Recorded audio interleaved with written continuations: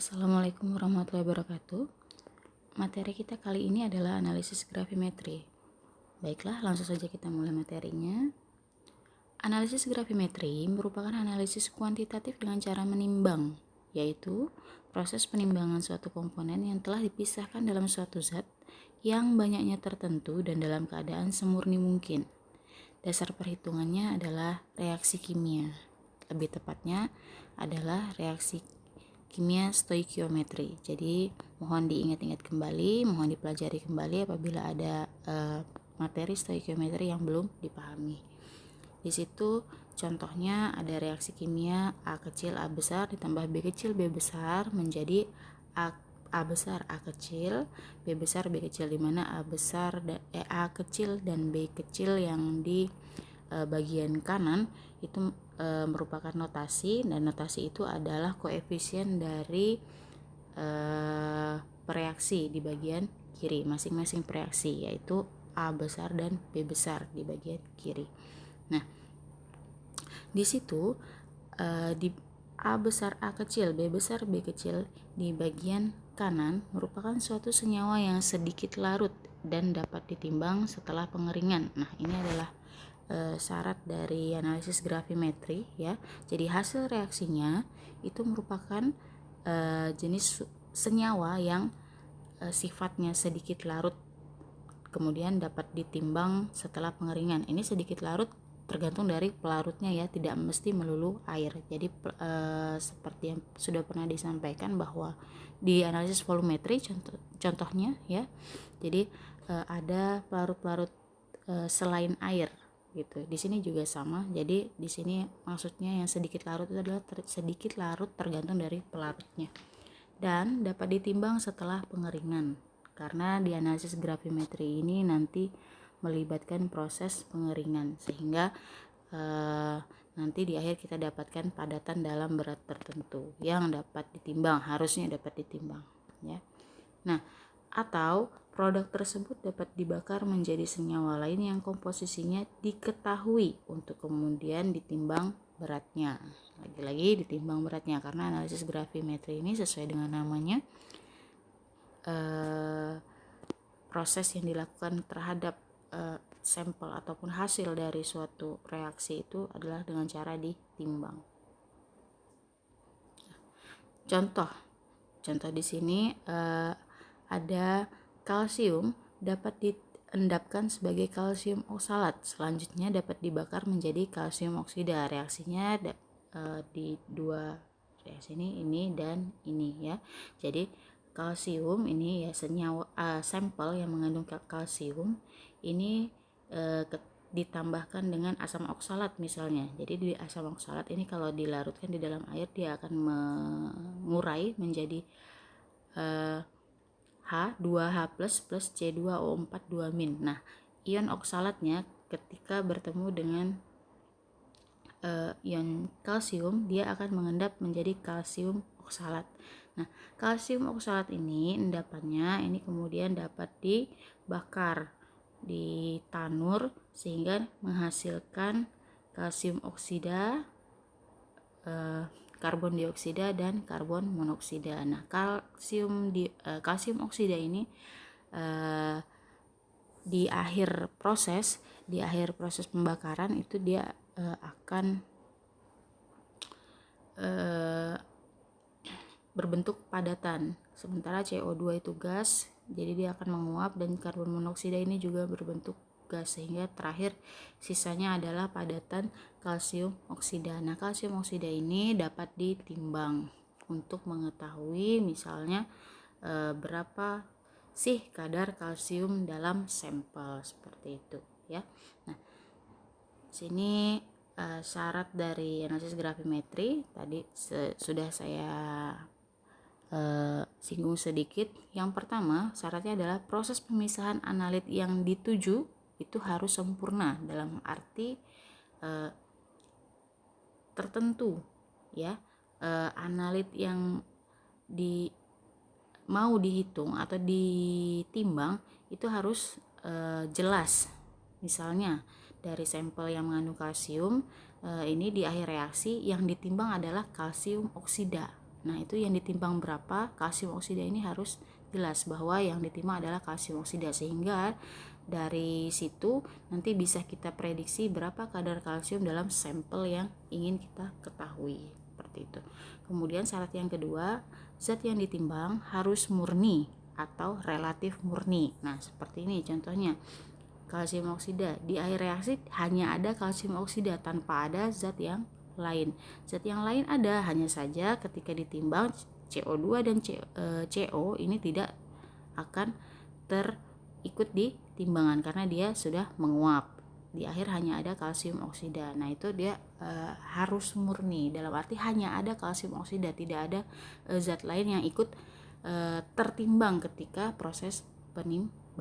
Atau relatif murni, ya, dalam arti seperti ini. Relatif murni itu mungkin ada zat lain, namun zat lain itu hanya dapat dipisahkan sehingga di akhir tetap saja kita dapatkan zat yang murni untuk ditimbang, seperti itu, ya. Nah, dalam analisis gravimetri apa saja yang diperlukan? Yang pertama gelas piala, gelas beker, ya. Ini untuk keperluan, ya, gelas piala, Erlenmeyer, corong, botol pencuci. Itu ya alat-alat gelas biasa, ya, untuk proses mereaksikan atau misalnya yang mereaksikan, karena pada dasarnya gravimetri ini ya dasarnya adalah reaksi kimia. Otomatis kita butuh alat-alat gelas untuk mereaksikan reaksi-reaksi yang dibutuhkan, reaksi-reaksi tertentu yang dibutuhkan agar bereaksi secara kimia. Kemudian ada alat pemanas, itu ya gunanya untuk memanaskan. Eksikator atau biasa kita sebut desikator, itu untuk mengeringkan, proses pengeringan yang relatif lama, ya, hanya saja proses pengeringannya biasanya hasilnya cukup baik. Kemudian krus ini biasanya bahannya dari porselin ya biasa lah, ya, porselin. Gunanya biasanya untuk proses pengabuan, pemanasan dengan cara dibakar. Nah, itu kita biasanya sampel itu diletakkan di dalam krus, kemudian krus itu diletakkan di dalam tanur untuk nantinya diabukan atau dibakar. Kemudian segitiga ini maksudnya adalah segitiga kaki segitiga untuk biasanya untuk melengkapi bunsen. Kemudian kompor listrik, ya, kompor listrik digunakan untuk memanaskan biasanya. Nah, ini beberapa kendala yang dihadapi ketika kita menganalisis suatu sampel secara gravimetri, ya. Yang pertama adalah terbentuknya keadaan koloid setelah reaksi. Contohnya di sini pembentukan AS2S3 dari AS3+, ya. Penyebabnya adalah ukuran partikel yang terlalu kecil, ya. Ukuran partikel yang terlalu kecil yang sehingga memenuhi syarat untuk terbentuknya koloid dan muatan yang sama sehingga tolak menolak membuat tidak dapat mengendap, ya. Ini ukuran partikelnya, ini maksudnya partikel dari ini, ya, AS2S3. Jadi sampelnya adalah sampel yang mengandung astatin 3+, ya. Nah, ini ketika proses secara kimia kemudian terbentuklah AS2S3. Masalahnya AS2S3, ya,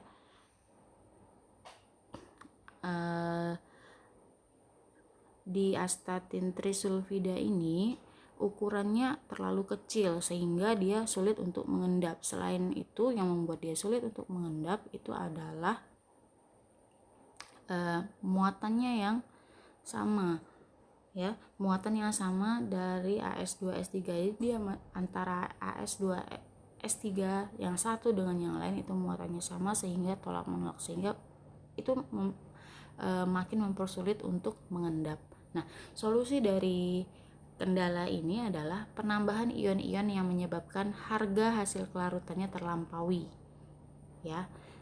Seperti diketahui, untuk dapat mengendap itu syaratnya, kalau kita kembali lagi ke teori yang sebelumnya, syarat untuk mengendap adalah harga hasil kelarutan itu harus melampaui dari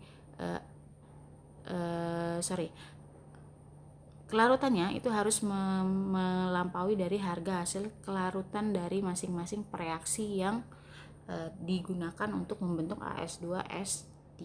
Contohnya adalah BaCl2. Jadi ketika ditambahkan BaCl2 ini nanti dia akan membantu mengendapkan AS2S3.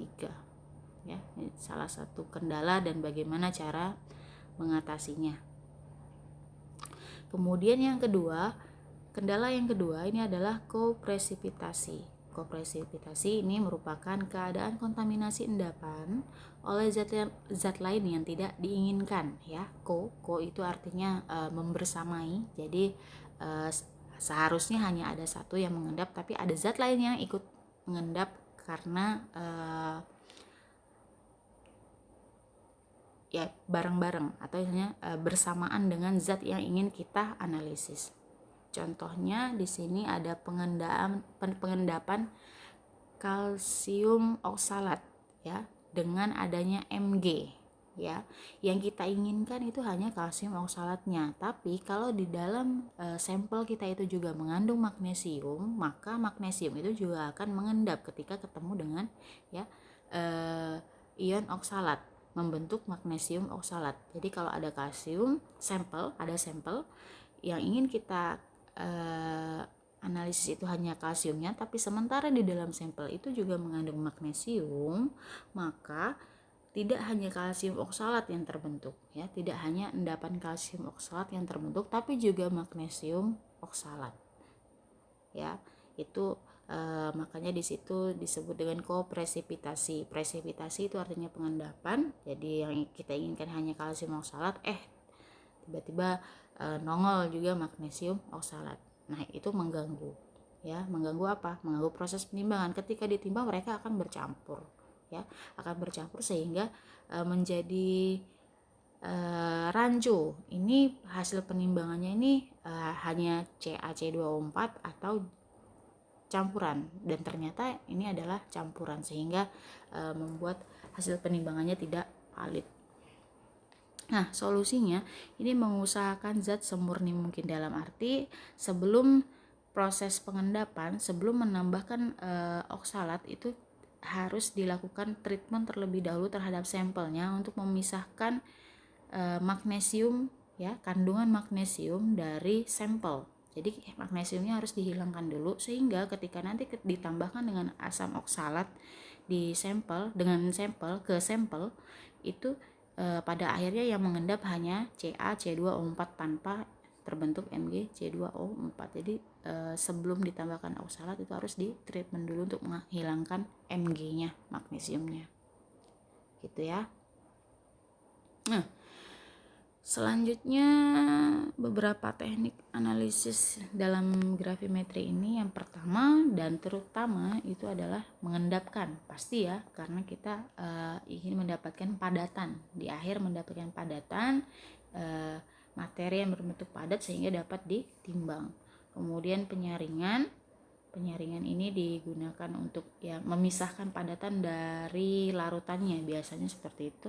Kemudian pencucian ini dilakukan misalnya terkait dengan pH-nya misalnya harus dalam keadaan netral, sementara prosesnya itu dibuat dalam keadaan asam, otomatis kita nanti harus mencuci endapan yang terbentuk itu sampai dia di pH netral, misalnya dengan aqueous, seperti itu ya. Jadi dicuci dengan aqueous sampai pH-nya itu naik, gitu. Kemudian pembakaran ini juga tidak selalu diperlukan. Jadi beberapa teknik analisis melibatkan ini, dibakar. Jadi menggunakan tanur, jadi sampelnya nanti setelah mengendap kemudian dipisahkan, kemudian nanti dibakar, dimasukkan dalam krus, kemudian dibakar di dalam tanur, sehingga biasanya yang seperti tadi yang perhitungan akhirnya itu melibatkan pembentukan oksida, gitu ya. Kemudian tekniknya mengeringkan atau memanaskan, ya. Ini biasanya kita pakai dengan bantuan oven, ya, di oven hingga kering misalnya, atau dengan bantuan eksikator atau desikator. Cuman kalau untuk dengan desikator ini biasanya waktu yang dibutuhkan relatif lebih lama, karena di desikator itu hanya mengandalkan silika gel yang menyerap uap dari pelarut yang kita ingin pisahkan dari padatan yang mau kita analisis. Kemudian yang terakhir tentu saja menimbang, ya. Setelah semuanya entah itu lewat pembakaran atau hanya dikeringkan saja, terbentuk endapan kemudian dikeringkan. Nah, itu setelah semuanya dilalui, dilaksanakan, maka terakhir ditimbang untuk kita masukkan datanya ke perhitungan. Nah, ini ada contoh perhitungan, ya. Perhitungan itu lebih mudah dijelaskan kalau dengan contoh. Contohnya di situ penentuan ion Fe besi, ya, dalam suatu cuplikan. Cuplikan itu adalah potongan sampel. Jadi ada sampel kemudian diambil sedikit. Nah, itu namanya cuplikan. Nah, ion besi ini dapat dipisahkan dari cuplikan dengan menggunakan reaksi NH4OH, amonium hidroksida, ya, menjadi senyawa FeOH 3 kali yang dapat mengendap. Nah, endapan kemudian disaring, dipanaskan, kemudian ditimbang, ya. Nah, jadi ceritanya di sini ada suatu sampel itu mengandung ion Fe, ya, ion besi. Nah, ion besi ini dapat dipisahkan dengan menambahkan amonium hidroksida menghasilkan FeOH 3 kali yang mengendap. Pertanyaannya, berapa persen berat besi dalam cuplikan sampel tersebut? Nah, caranya adalah seperti ini, ya. Jadi ceritanya itu yang tadi sudah dijelaskan. Untuk perhitungannya, berapa sih Fe dalam cuplikan kalau begitu? Nah, caranya yaitu dengan membandingkan ArFe dengan MrFeOH 3 kali sebagai zat yang dapatkan di akhir reaksi, ya. Di akhir reaksi kita dapatkan FeOH 3 kali yang dapat mengendap. Nah, endapan ini dipanaskan, ya, disaring untuk memisahkan padatan dari larutannya, kemudian dikeringkan. Nah, setelah dikeringkan baru kemudian ditimbang. Nah, oleh karena itu yang mau kita ketahui Fe-nya aja, sementara yang kita punya atau misalnya di akhir reaksi padatan yang kita punya bukan Fe saja, namun FeOH 3 kali, sehingga kita harus membandingkan, ya. ArFe dengan MrFeOH 3 dikalikan berat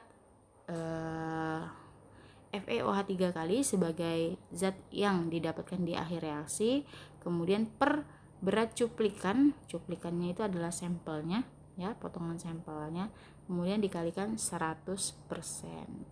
Caranya seperti itu, ya. Intinya berapa perbandingan Fe dengan FeOH 3 itu yang dibandingkan adalah Ar dan Mr-nya, gitu, ya. Nah, ini ada contoh yang kedua lah, penentuan ion magnesium Mg, ya, dalam suatu cuplikan. Cuplikan itu sekali lagi saya kasih tahu, cuplikan adalah potongan sampel di mana Mg ini diendapkan sebagai MgNH4PO4, ya. Namun kemudian dibakar menghasilkan senyawa Mg2P2O7. Kalau tadi itu kan yang ini, ya, tidak melewati proses pembakaran. Jadi hanya sampel yang mengandung Fe, kemudian ditambahkan NH4OH, terus ada yang mengendap. Nah, endapan itu kemudian disaring, dikeringkan, ditimbang. Nah, perhitungannya seperti ini. Nah, kalau yang ini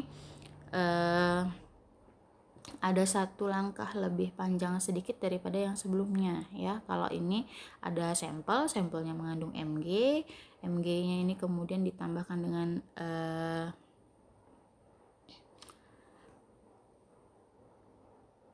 reaksi yang mengandung NH4PO4. Nah, ya. Kemudian kalau ketemu dengan Mg dia akan mengendap. Nah, endapannya tidak serta-merta disaring dan dikeringkan, namun setelah disaring, endapannya ini kemudian dibakar menghasilkan satu zat lagi yang namanya Mg2P2O7. Nah, ya. Jadi endapannya di sini ini juga endapan ya, MgNH4PO4 ini juga endapan. Namun di akhir reaksi itu bukan MgNH4PO4 yang dihasilkan, namun Mg2P2O7. Jadi perhitungannya bagaimana? Untuk perhitungannya di sini perhatikan ya, 2 kali ARMG dibandingkan dengan MR Mg2P2O7 ya. Prinsipnya yang mau ditentukan itu apa ya, yaitu Mg kan, yang mau kita cari adalah persen berat Mg dalam cuplikan. Mg-nya itu berapa sih di dalam sampel? Nah, prinsipnya seperti ini ya, yang mau ditentukan itu apa, AR-nya berapa, kemudian dibandingkan dengan MR dari zat akhir reaksi, di akhir proses itu terbentuk apa. Nah, kalau di sini kan di akhir prosesnya terbentuk Mg2P2O7, maka dibandingkan dengan MR-nya Mg2P2O7. Nah, pertanyaannya di sini ada angka 2. 2-nya itu dari mana? Nah, kalau di sini tadi kan nggak ada angkanya ya, tidak ada koefisiennya di depan. Kenapa bisa seperti itu? Perhatikan ya. Kalau di sini ada angka 2 ya. Angka 2 ini adalah jumlah atom Mg pada zat akhir yang kita timbang. Perhatikan di sini Mg2P2O7. Berarti atom Mg-nya itu ada 2. Otomatis di sini yang mau diketahui kan Mg satu saja, sementara di akhir proses itu terbentuk Mg2P2O7, otomatis ada 2 atom Mg pada Mg2P2O7, sehingga ada angka 2 di sini. Perhatikan kalau di sini ya, yang mau diketahui adalah Fe, yang di akhir reaksi terbentuk FeOH 3 kali. Fe-nya hanya ada 1. Otomatis kalau kita hanya ingin mengetahui Fe, dan di sini hanya ada Fe, di FeOH 3 itu hanya ada 1 Fe, otomatis tidak perlu dikalikan dengan koefisien apapun. Sementara kalau ini dikalikan 2 karena di Mg2P2O7 terdapat 2 atom Mg di sini ya, sehingga dikalikan 2. Terus selalu 2 atau bagaimana kalau ini? Tidak, tergantung ya. Tergantung dari senyawa akhir yang dihasilkan itu punya notasi berapa ya, baru nanti dikalikan. Nah, kemudian yang lainnya sama, dikalikan berat dari zat akhir yang didapatkan per berat cuplikan dikalikan 100%. Seperti itu ya. Nah, sampai di sini apabila ada yang kurang jelas atau ingin ditanyakan, silakan disampaikan ke saya. Kalau begitu kuliahnya saya akhiri. Assalamualaikum warahmatullahi wabarakatuh.